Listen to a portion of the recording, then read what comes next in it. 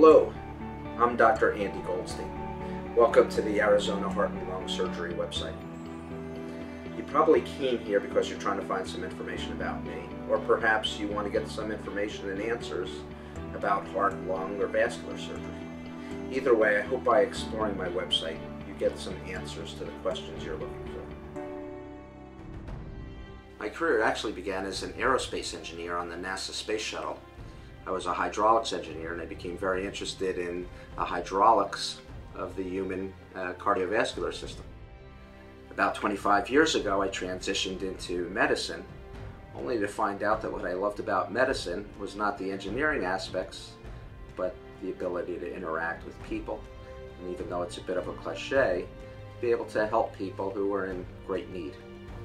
I went to Columbia University, College of Physicians and Surgeons. I completed my general surgery residency at the University of Rochester, and then my cardiothoracic surgery residency and fellowship at Yale University. Along the way, I developed and ultimately patented a mechanical heart assist device that today has been used in over 1,500 patients worldwide.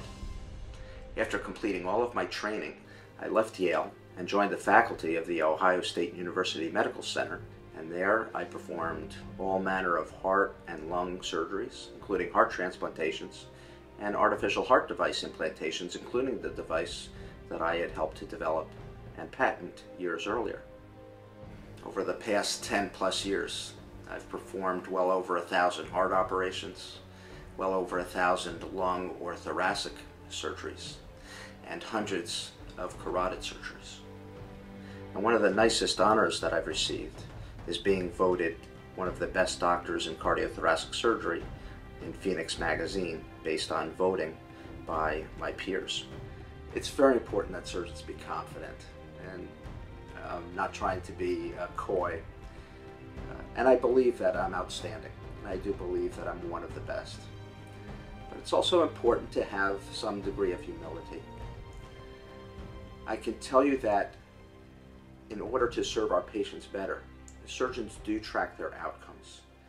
And an important question to ask, either myself if you come in to see me or another surgeon, you want to ask how often does the surgeon perform this procedure and what kind of results they've had. And these are fair questions, and you shouldn't be intimidated from asking these questions.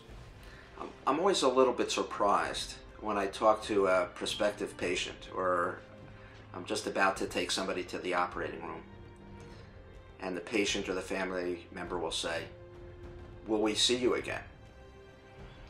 That amazes me, because once you become my patient and once you've had surgery, I feel like I am completely responsible for you, and I can't conceive of the fact that I would not come back and follow up. For these more complex operations, such as major heart or lung surgery, patients can have many different specialists, many doctors coming and going, that it's very hard to know exactly what you're supposed to do. You get a lot of different information. You're told to see many different people, get many different tests. It can leave your head spinning. And you need a coordinator. You need a commander-in-chief. I can tell you, and my former patients will tell you, that if you become my patient, I will assume that role. I think too many patients leave the doctor's office and say, what did he just say? What did she just tell me? I would never want one of my patients to leave the office and not understand the basics of what we had discussed. Sometimes surgery is not the right thing. Sometimes there are better options. Sometimes surgery is too much. There are patients who might not be able to tolerate an operation. There are also patients who might do better with medical therapy. Regardless, I will always tell a patient what I think is best. It's very common for patients to ask me, what if this was your mother or your father or someone in your family?